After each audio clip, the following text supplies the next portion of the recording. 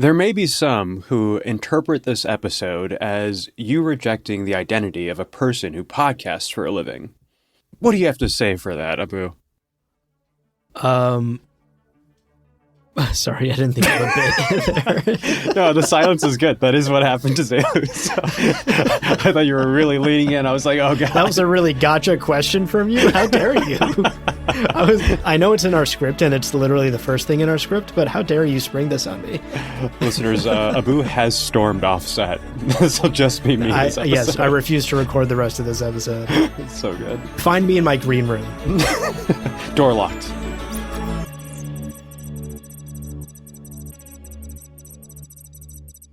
Welcome to Science Fiction Book Club, a podcast for bookworms and stargazers. In every episode, we dive into the pages of our favorite science fiction novels to break down the big ideas, ask the nerdy questions, and maybe learn a bit about ourselves along the way.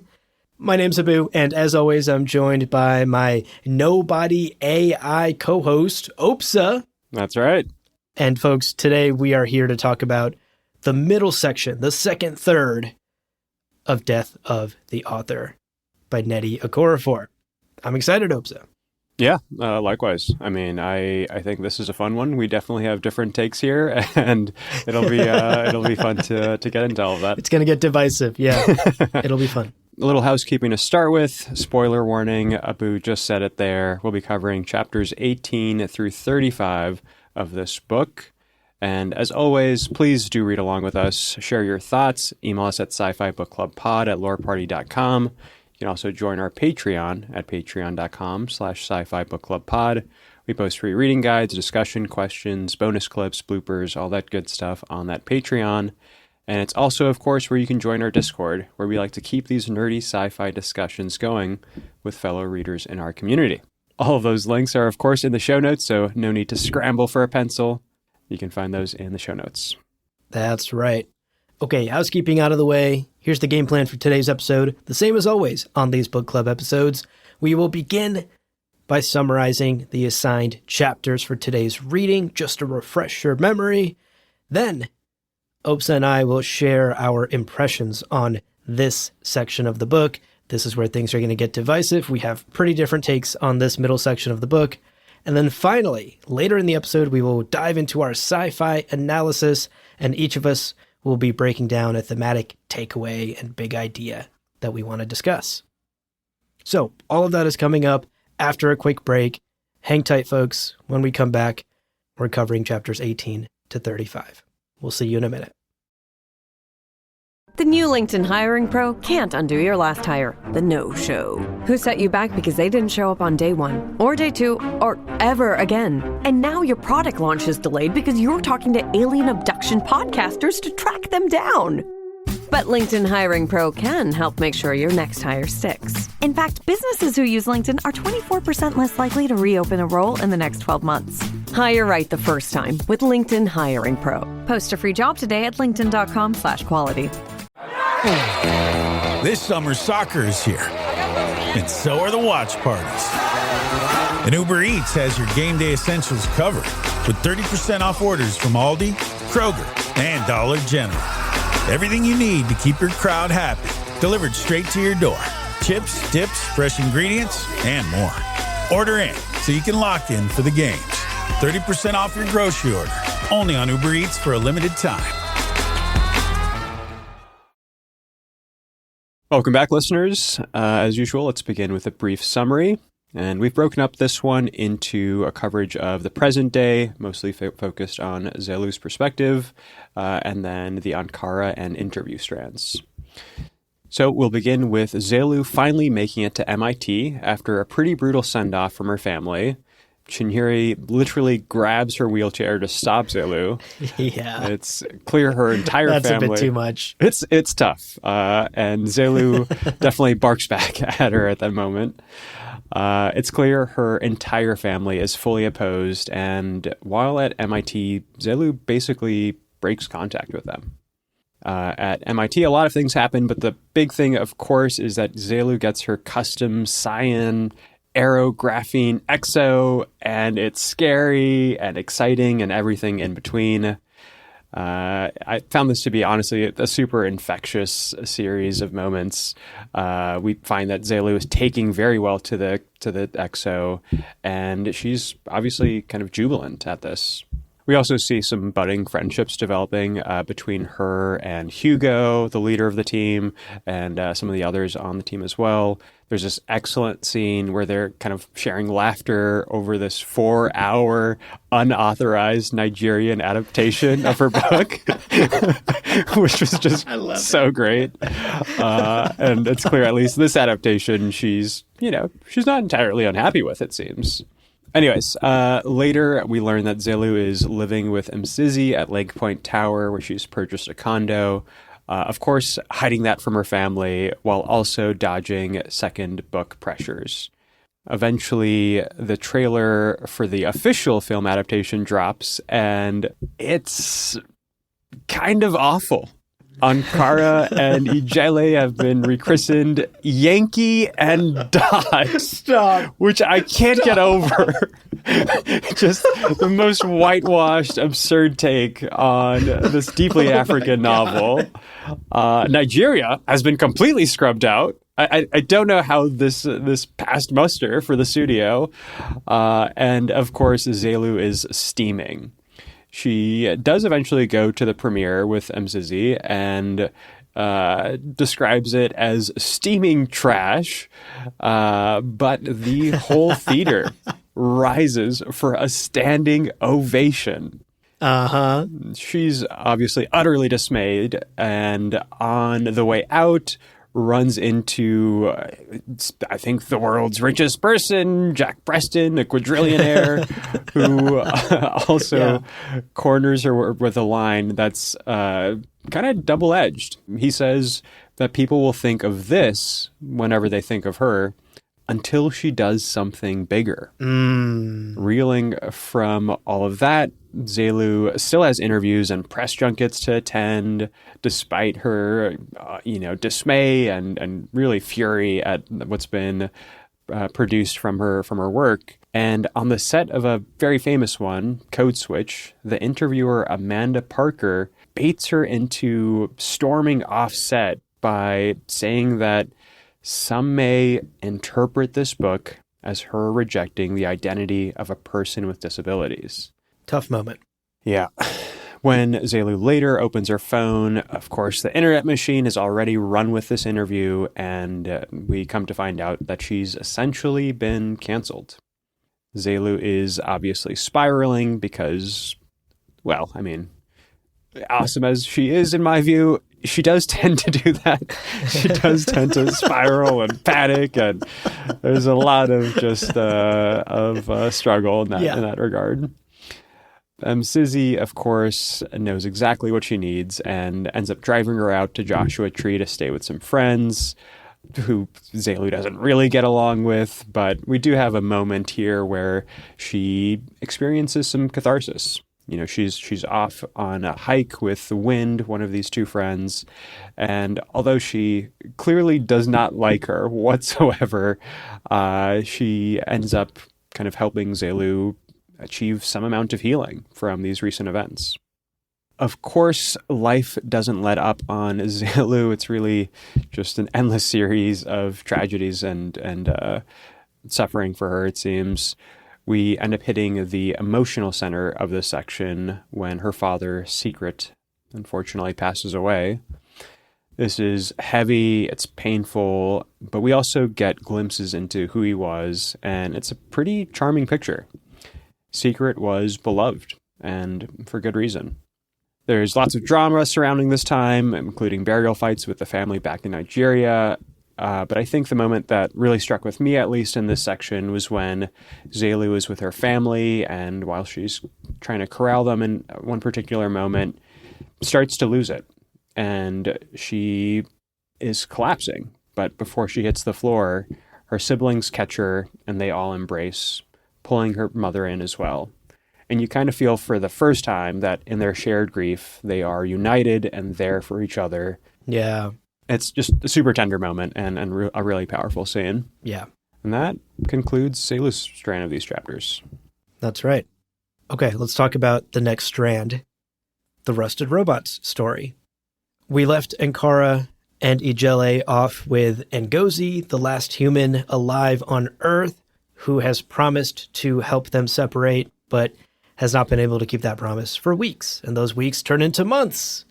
2 months after Ankara and Ijele have been forced together, Ngozi cracks the code and is able to split off Ijele, the nobody AI, from the humanoid Hume robot.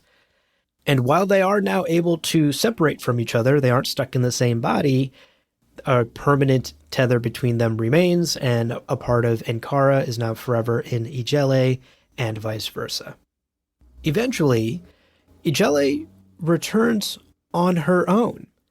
And over the following few months, these three beings become somewhat of a family. Yeah. Ankara says that Ngozi, quote, became like a mother to us, end quote. And eventually, we realize that Ankara and Ijele are becoming friends. They're overlooking their differences as a Hume and a ghost. And against all odds, they are forming a true friendship. They enjoy each other's company. They go on walks, quote unquote, walks together to go look at the rowboats out in the ocean. Now, sadly, in this section, Ngozi dies in sort of like a really random way. She just trips and falls and hits her head, and it's over. Ngozi tragically dies, and this leads to a really tender scene where we see Ankara perform full traditional rites for the last human on planet Earth. Over Ngozi's grave, Ijele and Ankara cement their friendship. So as we continue, Ankara finally leaves Ngozi's home after she has this like vision of sorts. I'll have a little bit more to say about that in my takeaway later, but Vision Ngozi basically admonishes her and is like, get back to your mission. You have to go save Earth. What are you doing wasting time here, especially now that I'm dead? Ankara eventually makes its way to Cross River City, which sounds like, honestly, like a pretty fascinating place. It's entirely cut off from the rest of the network that automation can tap into. And Cross River City seems to be where the last remaining Humes on the entire planet currently live and are able to survive. All the surviving Humes on the planet, in fact, have been called back to Cross River City. They sent out an SOS. And Ankara does have the opportunity to share her terrible information to complete her mission. She tells Olga and the rest of the Humes that the Trippers will be arriving in 539 days, and this will spell disaster for the planet. But nobody bites? Yeah. Like, there's more urgent matters to attend to, namely, we are at war with the ghosts, with these artificial intelligences, and the Trippers are like a later problem. They're like a let's deal with this in 500 days problem. Right. But like right now, we're at war. We almost got eradicated. And the conflict here, of course, for Ankara is that she has befriended a ghost. Right. So for her, that clean Hume versus ghost divide is not so clear. So the Rusted Robot chapters for this section end on a pretty profound question for Ankara. Who am I? Now, quickly, let's touch on, of course, the interview chapters that are also intercut in between the present-day storyline. We get 3 of them here in this section as well. Very briefly, first we get Hugo. We hear his story in greater detail about his accident, about a night that him and Zelu were out on a balcony smoking together, and his interview ends pretty ominously. He says that he understands the choice that she made, but isn't sure that he himself could have made the choice. What could it be? Yeah. I have a theory I'm going to propose later. Can't wait to hear that. The second interview we get is from Tolu, her brother, and we hear about Tolu and Zelu's visit to Eboland and this hilarious moment where they get really, really stoned among their family members and in front of the elders, and they can't stop giggling. And this is where Tolu reveals that he had this dream of Zelu walking on robot legs, and it's a dream that he's only ever kept to himself. He never told her about this. And his interview sort of ends on this foreshadowing where he insists that his sister is all human and that she felt every bit of it, whatever it is. Finally, the third interview we get is with Zelu's mother, Omashalewa. We hear her origin story, which is really interesting. She is royalty, grew up in a palace. Yeah. And then, of course, we get the very sweet tale of a flower-filled courtyard where she met Secret and they fell in love at first sight. It's very romantic. I found it very cute. And, of course, also tragic, considering this interview comes right as Secret dies in the present day. But it's clear by the end of this interview that as much as she loved her daughter, as much as she loved Zelu, Omashalewa never quite knew how to read her daughter. There was always a distance there. So, those are the chapter summaries for this big chunk of the book. Let's talk about our impressions. How do we feel about this second third of the book? This is where I think we fall on different sides of the court, but it'll be fun to maybe present two takes on this. Yeah. Let's start with how you're feeling about it, Obssa. Yeah, I mean, I don't know if this comes as any surprise. I'm absolutely loving this book, and I think this section really affirmed that for me. Once I started, I honestly found it nearly impossible to put the book down, and I think it's kind of in all of these strands. There are these tremendous, deeply human moments that I find really satisfying and that I find myself really emotionally invested in, and at times, honestly, like empathetically triggered, where there are, there are things that happen to Zelu and other members of her family that are honestly heartbreaking to read. Yeah, truly. Of course, the big one there is Secret's death. Super hard hitting. But I'm also, again, just really moved by Zelu's arc. Her moments of jubilation and anxiety, confidence and self-doubt read very genuine to me. And even if I'm not entirely personally relating to her, I don't know. I still find her to be an exceptionally sympathetic character, who's kind of her, her own best ally as much as her worst critic at times and foil. So I don't know. I just found a lot of nuance in her portrayal and the portrayal of the different members of her family, which, speaking of, the family dynamic is kind of insane to me. It's something that is wild. It's honestly pretty wild. It's so unlike my own to be transparent. There's so much divide between them, and it feels like they're not really in one another's camps at all times. There's a lot of kind of almost like animosity, and I don't know. This is very much just a personal take, but I just kind of found them to be somewhat toxic, to be totally honest. Which is a charge that one might also throw at Zelu. Like she's certainly not a perfect character by any means. But I don't know. I found their lack of empathy at times to be somewhat puzzling.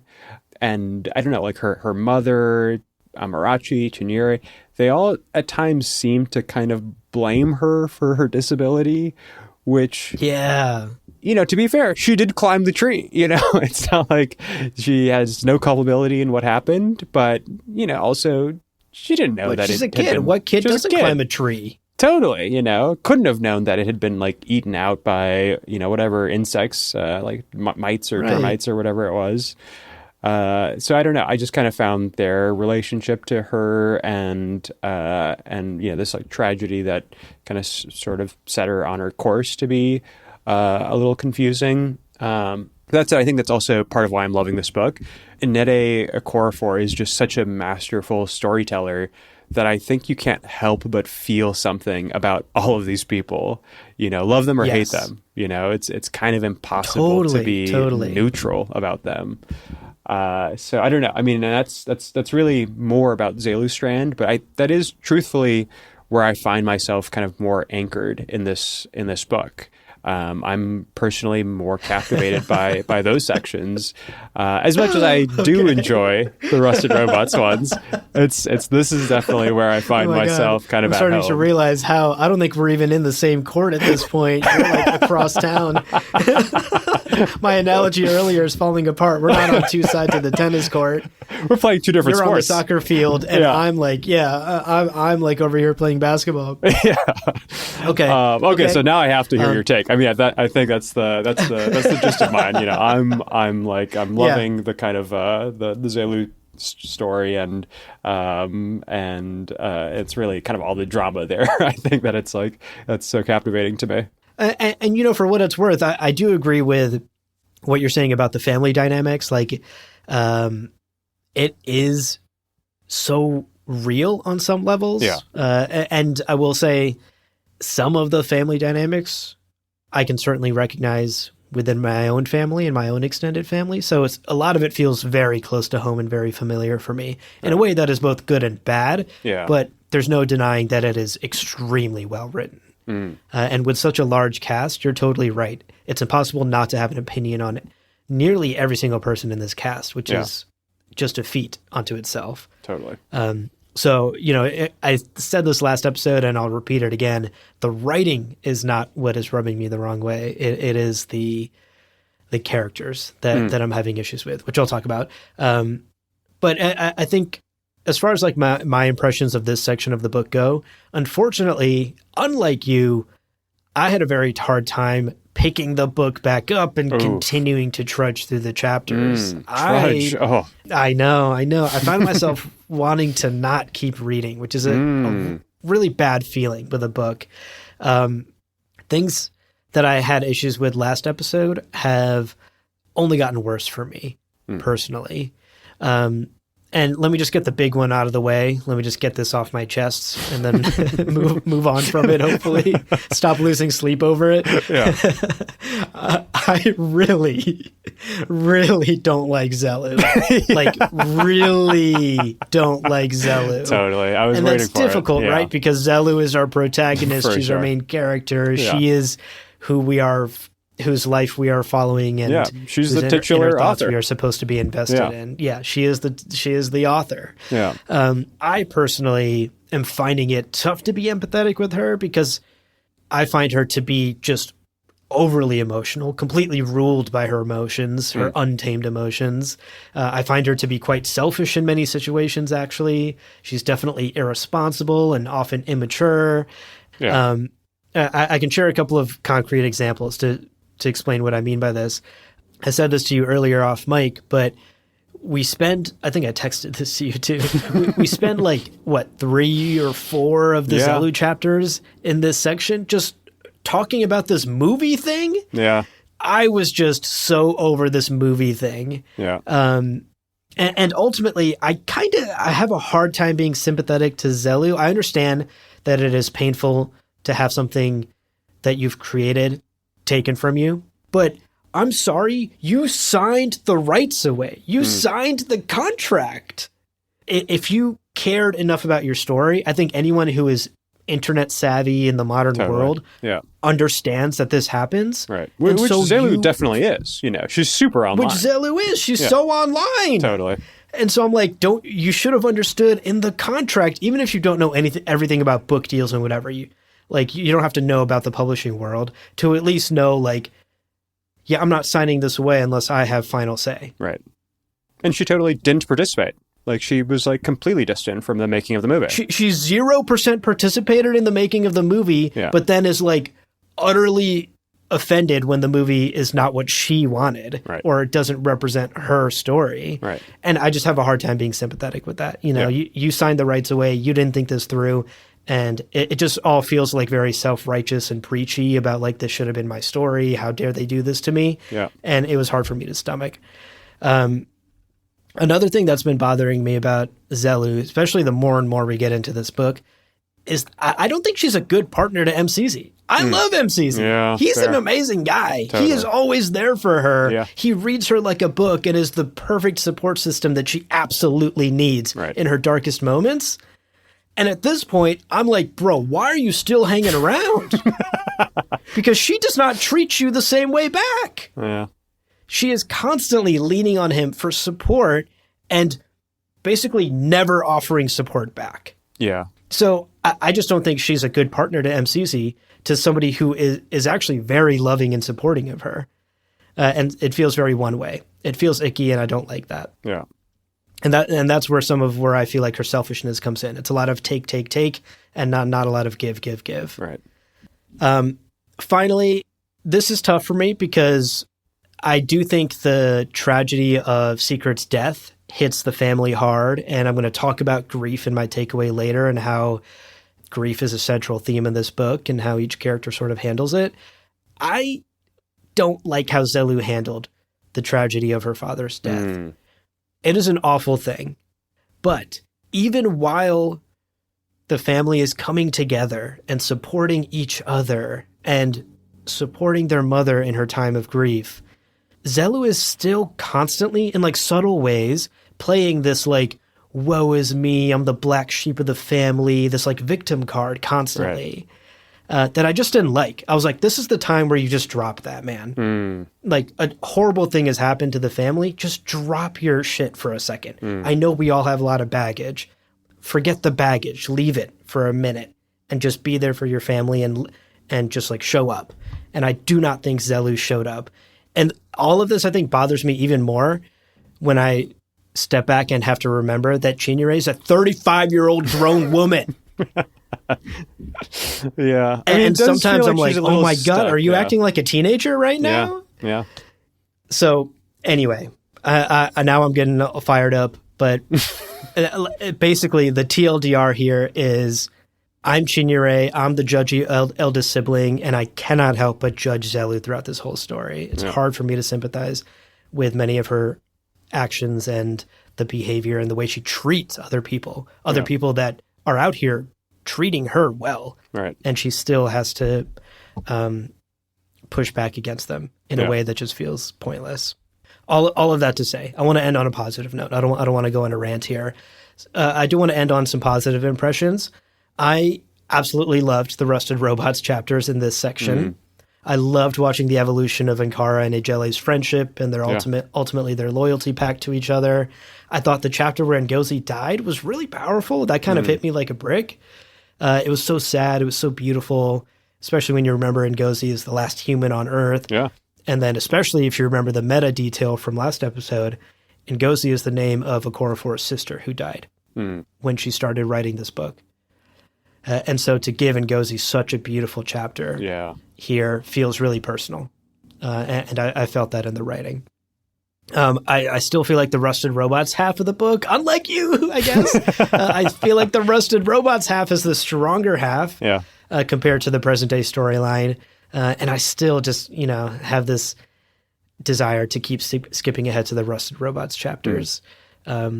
I especially can't wait to see how this war between the Humes and the Nobodies go down and how Ejele and Ankara are going to navigate that. Yeah. I will say, for what it's worth, I do really still find the interview chapters very powerful. They're situated at perfect moments in the story, and they continue to tease out whatever it is, whatever happened to Zelu. They continue to tease that out in a way that is still perfectly ambiguous, right? 100%. There's no obvious foreshadowing here. There's like half a dozen red herrings that are being thrown at us. And it's becoming, my theory is like changing every couple of days about what it could be. Nice. My previous theory that I had texted you was that like, oh, she drowns in the ocean or something, right? There's all this like swimming imagery and ocean imagery. And I think she just like drowns in the ocean. And maybe something goes wrong with her exos, with the legs, and something happens in the water. Sure. I don't know. My new theory, I don't think that's going to happen actually. My new theory is more sci-fi. I think now maybe Zelu like uploads herself into the cloud or something. Oh my God. Like, I don't know. That's not at all what I expected. Like something more crazy and more sci-fi. Because this like section of the gives book up her body. gives up her body. This section of the book had so much language about Zelu wanting to like escape her body. Yeah, true. All these people are asking her like, are you part robot now? Are you a robot now? Right. And there's all these like tragic moments of Zelu being reminded that even with the exos, she's not back to being fully human, and she never will be.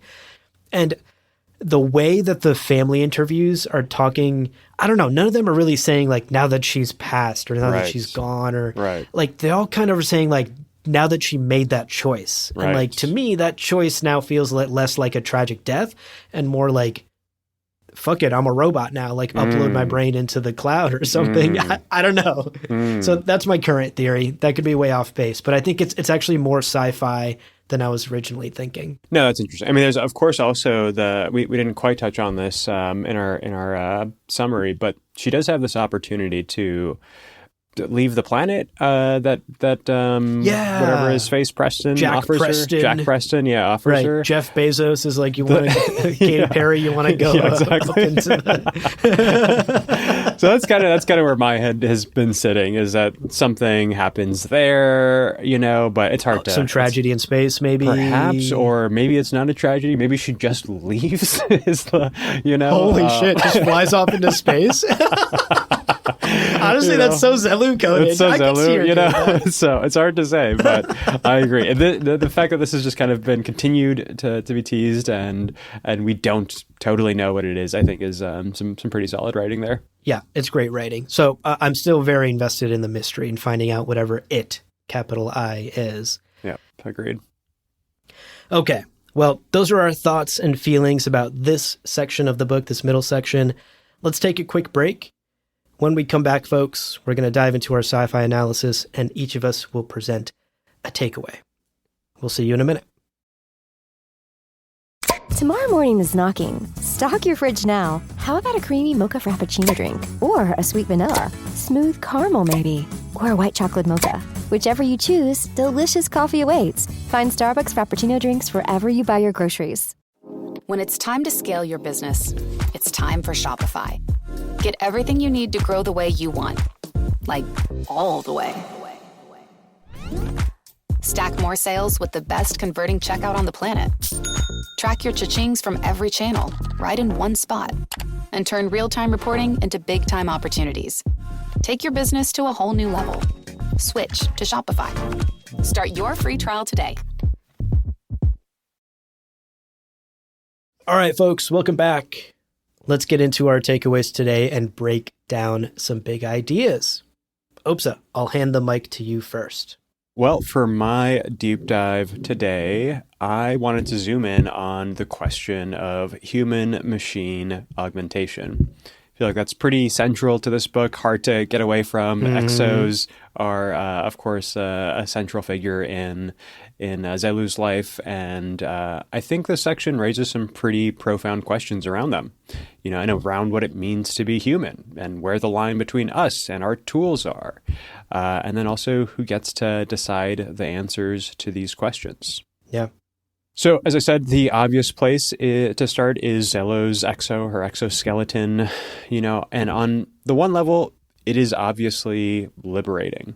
It's beautiful, it's custom fitted, it's almost magical in the way that it assembles around Zelu. It's not magical, of course, and we know that she has to struggle to adapt to it, and she's going through muscle spasms that have to be massaged out. But in any case, it's a pretty fascinating piece of technology that allows her for the first time in decades to walk, and it's that first attempt even at standing that's framed as such a critical threshold. Either her body accepts the machine or it rejects it.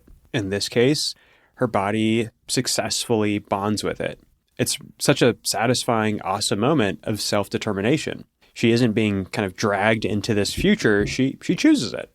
Even against the pressures of her family and even Msizi really disagreeing with that choice. But it's hers, and her body chooses it as well. Of course, Okorafor doesn't leave things so straightforward for us. The moment that Zelu becomes visibly augmented, everyone else starts to kind of narrate their own account of this transformation and of her body. For her family, they see danger. She's not really able to go back home on the anniversary of her father's death because her mother and the rest of her family are worried that people will seek to harm her or exploit her. And for them, there's some amount of shame also in this and exposure to them. Yeah. And I think underlying the like, oh, you're in danger, you're too famous, is I think the shame is the biggest part of that pie, personally. Yeah. There's a lot of like, what is the family going to say when we go back and you're wearing these robot legs? Yeah. And, culturally, there's a lot of superstition around that. Yeah. And I think for them, they're like, look, we're going back for a funeral. It's already an emotional situation. Let's just not add more fuel to the fire by bringing you along. Yeah. You're just going to make this weird. So I think, honestly, like, my read on that was the family being like, oh, it's too dangerous for you, was just more of a cover story for how they really felt. No, I mean, I totally agree with that. When she first came in walking for the first time in decades, there wasn't even a moment of celebration, It was still kind of like apprehension and shame, Yeah, for sure. And I think similarly, the media point of view is also pretty critical, They, and specifically in, Amanda Parker's interview, kind of raise a flag of controversy. They see her as perhaps a bad role model for others with disabilities. Zelu, of course, has the response, quote, "I'm no one's robot," which I think lands with so much force because it's not just about her legs. It's also about ownership over her identity and her choices that others kind of try to take from her. But, she's also not a pure victim here. Zelu rejects the idea that, anyone else gets to turn her body and her choices into some abstract philosophical argument. It's her life, and other people don't get to define it for her. Yeah. And I think, truthfully, that is part of why Zelu is so fascinating to me and where it's kind of easier for me to forgive a lot of her, pretty terrible qualities. Is that, I don't know, her kind of like empowerment and her willingness to defy others in ways that I think affirm, our collective humanity. Your choices aren't simply in service of others. You also, it's important, I think, to like embrace the fact that your life is yours. And in this case, her choice and her embrace of the exo doesn't make her any less human. Whereas for other people, she sometimes serves as more of a symbol, as a disabled icon or a brand, or for others, a sellout or a cyborg. It's not really the exo that is dehumanizing her. It's really the gaze and interpretation of other people. Yeah. Well said. And I think, as it ties into the Ankara chapters, I think I think they serve to deepen this interpretation in kind of interesting ways. Ankara and Ijele are sort of complicating this human-machine line from the other direction. Ankara is a robot, but she grieves Ngozi with a tenderness that feels extremely human. As you described it earlier, she washes her body, she wraps Ngozi in this Ankara cloth, and also takes time to make the grave scannable for other Humes and other automation that might stumble upon it. It's this funeral right through the lens of a machine. And despite being technological at its root, it's no less emotional. Ankara's loyalty, empathy, emotions, all of that, I think, kind of serve to challenge our interpretation of the limitations of, in this case, machines, which I think is pretty interesting. Yeah. And it's also hard to miss that comparison. Zelu is human and fears being reduced to a machine. Ankara is machine and keeps revealing capacities that we tend to associate with humanity. Right. So, all to say, I think the novel has a lot to say and many questions it asks. And the one that's, most highlighted for me in this section is what it really means to be human. What defines our humanity? It's perhaps located in mutual dependence. Perhaps it's in the chosen loyalty. Maybe it's in grief or memory or the right to tell your own story. But in the case of Zelu and her exo-augmentation, my take, at least at the moment, is that it doesn't mark her escape from being human or her departure from being human. It's just one more place where her humanity has to fight to remain self-authored. I think that's really my takeaway here. I mean, whether it's Right. A fully human body, of pure flesh that we kind of are born with and that continues to grow over the course of our lives, or something that has a different shape, our identity is more than just in our flesh. It's in the connections we form with others and kind of the qualities that, at least at the moment, we really do center in the human experience. But at least this book kind of forces us to perhaps, reevaluate that in some ways. Yeah. And I do think it's admirable that Zelu does something that I'm particularly bad at, is voicing my own needs and taking up space in a room. I think Zelu is particularly good at that. If I was ambushed by Parker, I would just quietly be like, well, no, I disagree, but we shall finish this interview and I won't storm off, even though I want to. Great question, interviewer. Great question, Amanda. Let me answer it this way. Right. I would be very diplomatic because that's sort of my default mode. And I will say I am living a little bit vicariously through Zelu, just lashing out, because I wish sometimes I could lash out in my life against things that annoy me or that I disagree with. And I think Zelu just does it. Yeah. And for what it's worth, like, that is her expressing her humanity, to your point here, to your takeaway here. Zelu has to wrestle back her humanity and her own definition of, this is who I am, this is the person and the human I am, and how I want to exist. I can have these legs. You don't get to define what it means for me to have these exos. This is my life. And so I love your takeaway here, this idea of, like, how do we define humanity and who defines it and how we hold on to it, how we fight to hold on to it, which I think Zelu does time and time again in this story. Yeah. Well, I want to hear, Abu, your take on this book and the deep dive that you've been noodling on. Yes. So for my takeaway today, I want to break down grief as a key theme of the book, because I do think this story explores grief from a lot of interesting angles. If you'll recall, Obssa Okorafor wrote this book immediately after her sister's death in 2020. So it's clear that grief is a central pillar of this story. Yeah. It's one of the foundations that holds up this story. Yeah. There are at least 2 deaths that happen in it. Certainly. Yeah. So let's start with the obvious one, but there are some less obvious moments of grief I want to highlight here in the story too. But of course, the obvious one is the grief of losing a parent. I think both of us felt this strongly. Yeah. And what's tragic about it is anyone reading this part of the story will be able to empathize on some level, because for most of us, losing a parent is probably one of the worst things that will ever happen to us in our lives. Yeah.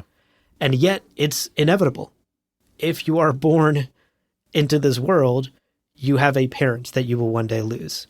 That is the deal.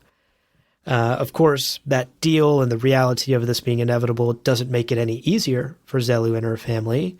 The shock of losing their father, in fact, reshapes each family member in ways that I think are both good and bad. They react in ways that I think are both good and bad. And I know I was incredibly harsh on Zelu earlier, but I do have to admit, stepping back, everyone in this moment, when Secret dies, is grieving. Yeah. And is the worst version of themselves. Definitely. And I do have to give Zelu some grace there. To touch on some of the family members and how they deal with the challenge of losing their father, I think Chinyere slots very easily into the eldest sibling responsibilities. Yeah. She manages the funeral, she pays the bills, she checks in on the siblings, she takes care of her mother, she coordinates schedules. Hey, who's going to stay with mom this week? Can you do 2 weeks? I'll do the next week. She's doing all of the logistical stuff, the non-emotional stuff in a very emotional time that somebody has to take on when something like this happens. And so I think that is a good reaction from Chinyere. She steps up in a moment where her family needs her. And as the eldest sibling, I'm sure she feels the pressure to step up. On the other side, that stepping up for her family also means that she pushes aside her own feelings. Instead of processing them, instead of feeling her own grief, she has to put on a brave face and be at the wake, shaking hands and talking to the uncles and checking on her siblings. And she has to be the one to cover her father's frown in the casket with the scarf because he's frowning. She has to do all of these really painful things because it's too much for everybody else. And she's not doing a lot of taking care of herself. And so that is one way she's not reacting well to this situation. Sort of good and bad there. Yeah. I talked about Zelu earlier, but I think a way she reacts badly to this is she retreats. She avoids, she goes back into seclusion, she falls back into her, I'm the black sheep of the family ways, even though the family is coming together. I think that's a bad reaction on her part. But at the same time, I really admire that during this moment of grief, she does find a role within the family. She is there for her younger siblings. She is there for her more emotional siblings. She is there for her mother. She spends those 2 weeks with her mother. She takes her mother to the salon and has that really great moment. And I think that is something good to come out of this grief, is that she finds a way to install herself back into a family that she has felt rejected from for many years. Yeah. Finally, of course, we got to talk about Amoshalewa. She crumbles under the grief of losing the love of her life. And that is both understandable and terrible. But I think the good that comes to the sort of silver lining, the good that comes out of this is she begins to explore some new boundaries. And I think in some ways she becomes a little bit closer to Zelu, this daughter that she's never been able to understand. Yeah. And so I think there's some good in there too, to come out of it. Apart from Secret dying, I also want to acknowledge that another parent died in this section as well, because Ijele and Ankara lose Ngozi. Right. Their mother. A person that had become like a mother to them. Yeah. And I think what's interesting here is this death is what shocks Ankara and Ijele to finally acknowledge the thing that's been happening for months. Their friendship. They make that loyalty pact standing over the grave of Ngozi. It's the thing that sort of like shakes Ankara out of her malaise and propels her to go back out and finish this mission, get to Cross River City. And so there was some good to come out of that grief as well. It's honestly just such a fascinating kind of moment and departure from, I don't know, so much else that's kind of happening in this novel, because you have what is a somewhat fantastical thing, like a machine that's having a dream or a vision, which seems so counterintuitive. But as you said, Ankara had been kind of rewritten by the effects of Ngozi's death. There's a kind of reprogramming that happens in grief and in the suffering of loss, which I think is a really profound thing. That's right. And I think you basically touched on exactly what I'm getting at here, is I think grief is something that reprograms us for better and for worse. Grief is multifaceted in the way that it changes us. We see it with the family and Secret's death, and we literally see it with Ankara being reprogrammed and changed by Ngozi. The last example of grief I want to talk about is quite personal to me as well. I think in this story, there's also all of these moments of navigating multiple cultures. Yeah. Navigating different worlds that you're a part of. Zelu's family, for example, has to literally negotiate with their uncles about where to bury their father.